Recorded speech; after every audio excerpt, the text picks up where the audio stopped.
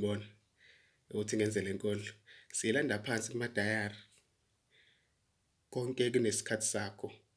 Ukushintshana kwesikhathi ngokufika kusho ukubaluleka kokulungisela isikhathi esizayo ngesamanje. Uqaphele ukuthatha izinqumo zephakade ezintweni ezidlula nesikhathi. Ungaphuma ngalo libalele kepha elidumayo likufice ngendlela ebuyayo. Esikhathini sentokozo idlubekela ikusasa, awukwazi okungavela lingakashoni ilanga. Esikhathini sokukhala qina ngokuba olwakusasa luyeza nokwesasa, yilokhu kwabasebusuku ngezinhlungu ezizophola mhlakwasa. Mntwana, njengoba ukhula khona okwakhiwayo. Ugadeke ungaficwa isikhathi sobudala kwakukhulu ungakaqali.